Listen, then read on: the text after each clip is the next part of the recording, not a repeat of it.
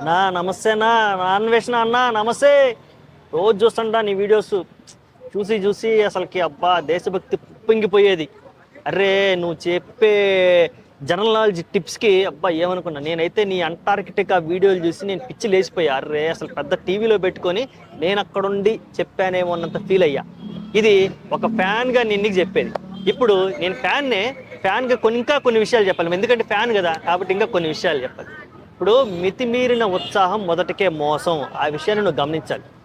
నువ్వేవి robin hood కాదు, వాళ్ళని కొట్టి వీళ్ళకి పెట్టి అదేదో చరిత్రలో ఒక రాబిన్ హుడ్ ఉన్నాడు అట్లాగా నువ్వు బెట్టింగ్ యాప్ల మీద యుద్ధం చేసి ఆ వచ్చిన డబ్బులతో బెట్టింగ్ ఎవరైతే నష్టపోయారో వాళ్ళకి 2 లక్షలు ఇస్తున్నా అని చెప్పి కవర్ చేసి ఓకే బాగానే ఉంది. కానీ ఏదైనా ఆర్గానిక్గా రావాలి. నువ్వు ఫస్ట్ నుంచి ఎలా ఎదిగావు? నేను ఆర్గానిక్ ఆర్గానిక్ ఆర్గానిక్ అన్నావు, కానీ తీరా చూస్తే నువ్వు ఎట్లాగా డీవియేట్ అయిపోయావు, చాలా డీవియేట్ అయిపోయావు. నాకేం కావాలి? నీ నుంచి ఎంటర్టైన్మెంట్ కావాలి. ప్రపంచ యాత్రుడు కాబట్టి నువ్వు ప్రపంచంలో ఏమేం జరుగుతుందో చూపిస్తే చూడాలనుకుంటున్నా. కానీ ఈ బయ్యాస్ అన్ని యాదవ్ అని చెప్పి, అలేకే చిట్టి పికిల్స్ అని చెప్పి ఇట్లా దారులు తప్పిపోయి చివరికి బొక్క బోర్ల పడ్డావు. నీ సమాధిని నువ్వే తవ్వుకున్నావు. ఒక మాట చెప్పాలంటే తెలంగాణ డీజీపీని అలాగే మిగిలిన ఐపీఎస్ని గురించి నువ్వు చెప్పినటువంటి కామెంట్స్ ఇప్పుడు నీ మెడకి నువ్వే ఉరితాడేసుకునేలాగా చేశాయి. నాన్ బెయిలబుల్ కేసు బుక్ చేశారు నీ మీద, తెలుసు కదా. ఓకే నీకు ఫుల్ నాలెడ్జ్ ఉంది, అసలు మామూలు నాలెడ్జ్ కాదు నువ్వు. ఎందుకంటే బిగ్ టీవీ తోటి, ఆర్టీవీ తోటి, అలాగే సజ్జనారు ఇలా పెద్ద పెద్ద వాళ్ళతోటి నువ్వు ఇంటర్వ్యూలు ఇచ్చి మాట్లాడేంత కెపాసిటీ ఉంది నీకు. లా మీద నీకు నాలెడ్జ్ ఉంది. ఇంత నాలెడ్జ్ ఉన్న నువ్వు వీటి మీద ఇంత పోరాటం చేస్తున్న నువ్వు ఎవరిని అంటున్నాం మనం? ఒక డిపార్ట్మెంట్ని ఎందుకు అనాలి? అలాగే లేడీస్ని ఎందుకు అనాలి? ఇలా ఇష్టం వచ్చినట్టు మాట్లాడి నీ గోతిని నువ్వే తవ్వుకున్నావు. అర్థమైందా? నీ గోతిని నువ్వే తవ్వుకున్నావు, నీ ఊతాడు నువ్వే బిగించుకున్నావు. నాకు తెలిసినంత వాటికి నేను చెక్కేస్తారు, అయిపోయింది. ఎందుకంటే దేనికైనా ఒక లిమిట్ ఉంటుంది. లాస్ట్ టైం నువ్వు లిమిట్లో ఉండేవాడివి, కొన్ని రోజులు వీడియోలు చేసి వదిలేసి వెళ్ళిపోయేవాడు. ఈసారి ఏం చేసావు? లిమిట్ దాటిపోయావు. అంటే సజ్జనార్ గారు లాంటి వ్యక్తి నిన్ను అప్రిషియేషన్ చేసి నీకు ఇంటర్వ్యూలు ఇచ్చి నీతో మాట్లాడగానే నీకు 4 కొమ్ములు వచ్చాయి. ఇట్లాగా దుప్పికొచ్చినట్టు కొమ్ములు ఇట్లా మిల్క్ తిరిగేసరికి అమ్మ ఇంక నాకంటే తోపు లేడు, ఇంక నాకంటే అసలు ఇది లేదు అది లేదు, నీ అక్క ఇంక నేను అయిపోయాను, నేనే అసలు నా వీడియో పెడితే నాకు 2 లక్షలు వస్తున్నాయి 3 లక్షలు వస్తున్నాయి వ్యూస్ అంటాం. నోటికి ఎంత మాట పడితే అంత మాట వస్తాం. అటు క్రిస్టియన్స్ని తిడుతున్నావు, ముస్లిమ్స్ని తిడుతున్నావు, పాకిస్తాన్ని తిడుతున్నావు, ఇండియాని అవమానిస్తున్నావు. 1 కాదు 2 కాదు, అసలు నీకు ఆ నోటికి లాక్ లేదు. నన్ను ఎవడు ఆపేవాడు లేడు, నాకు తిరిగేలేదని చిరంజీవి గారి పాటేది ఉంటుంది చూడు.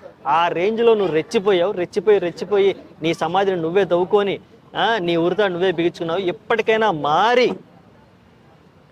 వీడియోలు స్టార్ట్ చేయి, లేదనుకో నీ బతుకు అయిపోయింది. అండ్ నెక్స్ట్ వచ్చేసి గ్యారంటీ నిన్ను అరెస్ట్ చేసి తెలంగాణ తీసుకొస్తారు. ఇది 100% కరెక్ట్. మరి నీకు తెలుసు కదా, లుకౌట్ నోటీసులు ఇస్తారు, ఎక్కడైనా వదిలిపెట్టరు. ఎందుకు? కేసులు పెట్టింది ఎవరు? సుమోటోగా తీసుకుని పోలీస్ డిపార్ట్మెంట్ పెట్టింది. అలాగే ఒక నవీన్ అనే వ్యక్తి కూడా నీ మీద కేసు పెట్టాడు. అఫ్కోర్స్ నాకు తెలిసి ఇది సిల్లీ కేసు, ఎందుకంటే కావాలని అతని చేత పెట్టించుంటారు. కానీ పోలీసులను ఏదైతే తిట్టావో వాళ్ళు మాత్రం నిన్నైతే వదిలిపెట్టరు. కనీసం ఖచ్చితంగా నిన్ను తీసుకొచ్చి విచారణ చేసి నీ దగ్గర ఉన్న ఎవిడెన్స్ ఏంటి సబ్మిట్ చేయమని అడుగుతారు. నువ్వు సబ్మిట్ కనుక చేయలేకపోతే ఓకే, మెట్రోలో ఎక్స్బెట్లు అవన్నీ వేశారు, దీని గురించి ఎందుకు మాట్లాడవు, నా గురించి మాట్లాడుతున్నావు అంటే ఓకే వేశారు, దీని మీద కూడా ఎంక్వైరీ జరగాలి.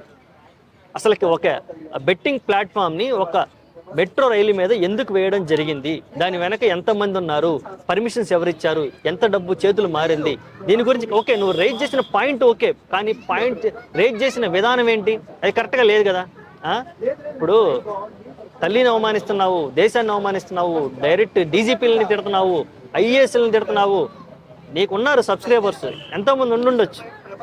గుర్తుపెట్టుకో, నీ దగ్గర నుంచి ఏం కోరుకుంటున్నారు? నువ్వు గివ్వేలు ఇస్తే తీసుకుందాం అనుకుంటున్నారు, నువ్వు టీషర్ట్లు ఇస్తే తీసుకుందాం అనుకుంటున్నారు, నువ్వు ఎంటర్టైన్ చేస్తే తీసుకుందాం అనుకుంటున్నారు.